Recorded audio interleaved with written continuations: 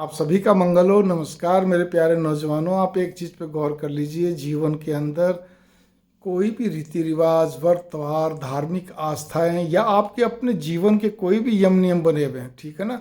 आपने कोई अपने शरीर के हिसाब से कोई परहेज रखा हुआ है, ठीक है, जो भी हो कि मेरे को ये खान पान नहीं करना है, ये नहीं करना है, वो नहीं, जो भी कुछ वगैरह वगैरह जो आपके सिद्धांत, यम नियम, आस्था, रीति रिवाज, फिर कह रहा हूँ रिचुअल्स, व्रत त्योहार जो भी आप करते हैं, लेकिन वो इस ढंग से करिए जिससे कि हमारे शरीर को, तन को कोई नुकसान ना हो। एक तो ये, ठीक है। कई बार हम मान लीजिए अब आपकी उम्र 50 से ऊपर हो गया और उसके अंदर क्या हो गया कि अब आपको कोई ना कोई तकलीफ बनती है, आप भूखे नहीं रह सकते हैं या आप ज़्यादा चल नहीं सकते हैं या कोई प्रॉब्लम बन जाती है, ठीक है। फिर भी आप तीर्थ यात्रा कर रहे हैं, लेकिन वहाँ पर भी आपको पैड़ी पैड़ी चढ़ना है, तो आप मान लो वैष्णो देवी गए, अब वहाँ से आप क्या कहते हैं, कोई खच्चर नहीं कर रहे आप रोप में नहीं जा रहे, आप हेलीकॉप्टर में नहीं जा रहे, मतलब जो भी कुछ साधन, लेकिन आप पैदल चढ़ना चाह रहे हैं ऊंचाई पे। आप कहते नहीं पहले मैं खूब चढ़ा करता, या आप कावड़ लेके आते थे, पहले खूब लाते थे, हर साल कावड़ लाते थे, लेकिन अब आपकी उम्र के हिसाब से कुछ शरीर में विकार हो गया, जो भी कुछ प्रॉब्लम बन गई, आप फिर भी क्या कहते हैं शरीर के साथ जोर जबरदस्ती करने में लगे हुए, जिससे क्या रहता है कई बार हमारे शरीर के अंदर दिक्कतें पैदा हो जाती हैं। तो ऐसी आस्था किस काम की, ऐसे सिद्धांत, यम नियम, परहेज या जो भी कुछ आपके रीति रिवाज किस काम के। इसी प्रकार से आप दूसरा पहलू लीजिए। ये तो मैंने कहा ना आपके तन को, उससे फिर कष्ट होता तो फिर हम आगे के और भी रीति रिवाज या कोई यम नियम या परहेज नहीं कर सकते हैं, व्रत त्योहार करने में हमें बाधाएं पड़ती है।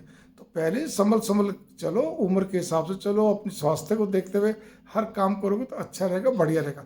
दूसरी चीज़ यहाँ पे क्या आती है कि हम लोग क्या करते हैं, यही फिर से वही शब्द, वही रीति रिवाज, व्रत त्योहार, हमारी धार्मिक आस्था या कोई भी हम हमारे सिद्धांत, हमारे यम नियम है, हम उनको दूसरी जगह भी लागू करते हैं। हम ऐसा कार्यक्रम करते हैं जिससे कि आस पड़ोस कईयों को असुविधा सी हो जाती है। भाई आज हमने मान लीजिए हमने गली को रोक कर वहाँ को प्रोग्राम कर लिया, हमारी तो आस्था है, हमने तो कहते हैं प्रोग्राम रच दिया, चाहे जगराता हो, चाहे चौकी हो, कुछ भी आप बोल लीजिए, कोई भी आपने कर लिया प्रोग्राम, लेकिन गली वाले ठीक है, वो बोले ना बोले, कई बार चुप लगाना पड़ता है, सामाजिक, एक इसी को सामाजिकता ही बोलते हैं, लेकिन असुविधा तो होगी ना।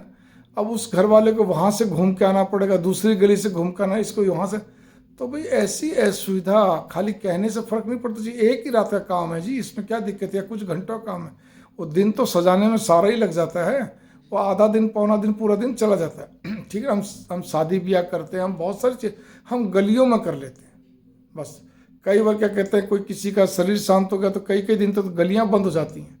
तो ये सारी चीज़ें क्या हैं, दूसरों की सुविधा का हमें ध्यान नहीं रखना, हमें तो बस केवल अपना यम नियम, अपनी सुविधा या अपना कुछ भी जो है उसका ध्यान रखना, अपने सिद्धांत का, सारी चीज़ों का, रीति रिवाज का। तो ये सर्वथा अनुचित है, शास्त्रों के हिसाब से ये पाप है, मैं तो इतना ही कहूँगा आपको मैं।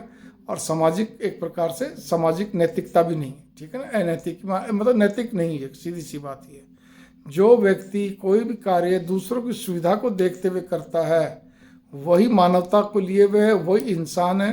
बाकी तो ठीक है, सब चल रहे हैं, संसार है। तो इसलिए बच्चों, इस वीडियो से आप बहुत अच्छे ढंग से आप समझ के चलिएगा कि हमें दूसरों के लिए असुविधा नहीं बनी। अब जैसे आप मान लीजिए आपने कोई व्रत त्योहार रखा हुआ है, रीति रिवाज आपके चल रहे हैं, आप दूसरे घर गए हैं, ठीक है, और वहाँ पर क्या कहते हैं, आपको नहीं, मेरे को ऐसा नहीं खाना, वैसा नहीं खाना, या किसी ग्रुप में आप तीर्थ यात्रा करने गए, घूमने गए, मेरे को ऐसा नहीं करना, वो नहीं करना, मेरे लिए तो ये होना चाहिए, सेंधा नमक होना चाहिए, वो फलाना ठिकाना। अब क्या रहता है, दूसरे घर में सेंधा नमक हो नहीं, एक आदमी बाहर से मंगवाया जा रहा सेंधा नमक, क्या कहते हैं उसका, आपके जो भी यम नियम, इनको ये खाना पड़ेगा, ये देना पड़ेगा इस समय, या आपकी जो भी समय के हिसाब से हैं। एक सज्जन थे जिनको रात को 11 बजे ही, एग्जैक्टली 11 बजे मौसमी या संतरे का जूस चाहिए तो चाहिए। तो मौसमी तो 12 महीने मिलती है, उनको किसी ने बता दिया, वैद्य ने, वो रात को 11 बजे लेते हैं, ठीक है। अब वो चाहे कहीं पे भी जाए, जहाँ जहाँ भी रिश्तेदार, तो और घूमते भी खूब बुजुर्ग व्यक्ति हैं, लेकिन उनको चाहिए तो चाहिए, जिस घर में जाते हैं वहाँ पहले बोलते हैं मुझे 11 बजे। अब 11 बजे कोई सोना चाहे, नहीं सोना चाहिए, अपनी मस्ती में, लेकिन उनके बुजुर्ग व्यक्ति के लिए तो 11 बजे आएगा, तो भैया आप जाते ही क्यों। एक वैसे बताया, मतलब हर चीज़ के अंदर किसी को कैसा परहेज होता है, किसी को कैसा रहता है। तीर्थ यात्रा में जाएंगे तो एक आदमी तो उनकी सेवा के लिए चाहिए, उनका ध्यान रखे, नहीं ये आटा ये लाना चाहिए, वो चीज़ ये ली होनी चाहिए, फलाना ठिकाना इस समय, या किसी के शरीर में खराबी है तो उसको भी ये चाहिए होता है कि उसके साथ एक नौकर स्पेशल चाहिए कि उसको टाइम टू टाइम वो चीज़ें दे। भाई क्यों जाते हो, अपने घर में रहो ना, मैं तो यही कहूँगा भाई, ठीक है ना। ऐसे जाने का फ़ायदा क्या।